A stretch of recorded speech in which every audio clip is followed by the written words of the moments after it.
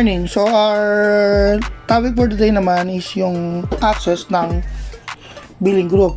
So of course, in order to access the portal, kailangan nyo pong pumunta sa website natin, which is cmitdev.rf.gd/purchasing. Once na nandun na kayo sa mismong website, i-input nyo po again your username and password. Of course, your username and password, sinend ko na rin po sa inyong mga email. So, you can type your username, then your password. So, once encoded na po yung username and password, i-redirect na po kayo ni purchasing portal dun sa user access nyo. So, for now, costing and billing yung concern natin.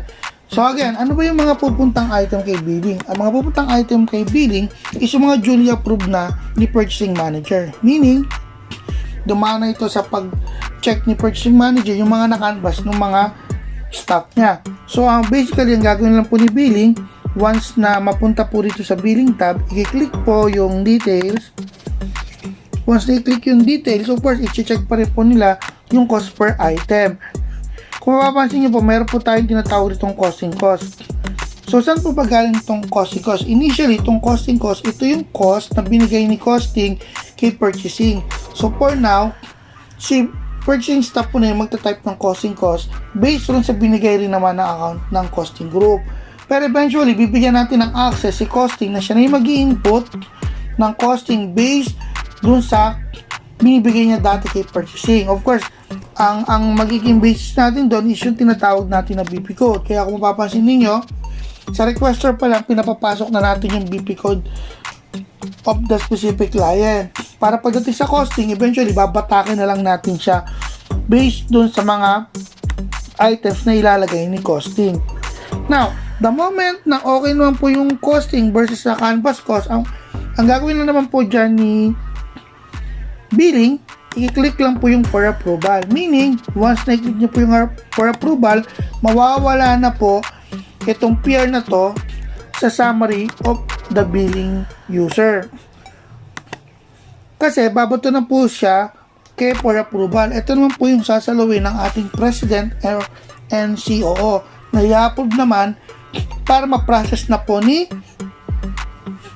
purchasing para magawa na po ng PO. So basically, ganun lang naman po yung magiging access ni billing. So, ang task ni billing, maubos lahat ng items na nandito sa billing tab niya. Now, the moment na meron siyang issue dun sa specific na PR, so instead na i-approve niya, pwede niya po itong ibalik sa purchasing manager. Of course, once na ibalik niyo po yan sa purchasing manager, kailangan po mag-input kayo rito ng reason kung bakit niyo siya kailangan ibalik. Assuming na meron kayong naging issue sa canvas cost and sa costing cost. So, once na i-click niyo po yung update PR master at ni-return to purchasing manager niyo po siya, mawawala din po sa screen niyo yung PR na dinis-approve ninyo. Bakit? So, babalik po siya sa purchasing manager na tab for review. Kasi nga, meron kayong nilagay na issue na or reason kaya hindi siya approvean na once naman na maayos na yung purchasing manager, ibabato uli sa inyo, lilita uli yan dito sa billing tab, then itatag nyo na uli siya ng for approval para naman masalo naman ni President or ni COO. So, sa user ninyo, ang makikita nyo sa screen is number 1 billing, number 2 for approval, number 3 yung mga approved PR. So itong approved PR, ito yung mga on-process na PR na tinatawag. Meaning ito ngayon yung ginawa nila ng PO, na-order na yung item. Now, once na ma-order na yung item, na-deliver na yung item sa client, yun yung magti-trigger kay purchasing na i-close na yung specific PR. So once close na yung specific PR, dito na siya babato sa finished PR.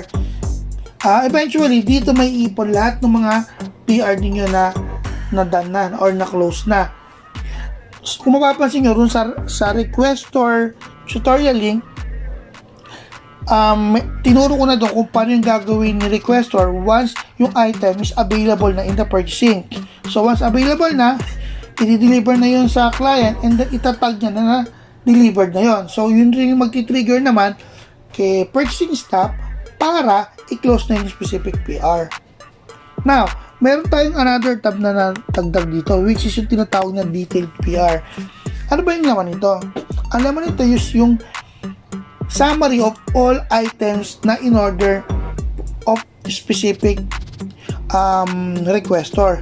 Kung mapapansin ninyo, sa requestor entry, pinapa-input ko rin yung BP code. Bakit? Kasi yung BP code, yun din yung BP code na gamit ng SAP natin na ginagamit natin sa accounting.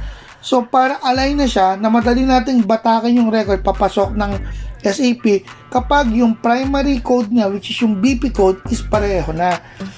So, paano yung gagawin natin para dito? So, ang gagawin lang ni accounting, itatype lang yung specific BP code. For example, ito lang ha. Itatype lang yung specific BP code dyan, then click yung search.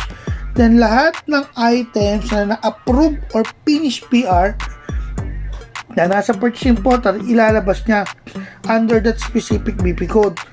Now, you can download it naman or export to Excel, and then once exported na to Excel, nasa accounting or billing group na yun kung ano yung pwede niyang paggamitan of that detailed report for data analytics. So, kung pero ko yung gagamitin whatever reports, pwede nyo na siyang maging source document. Ayan.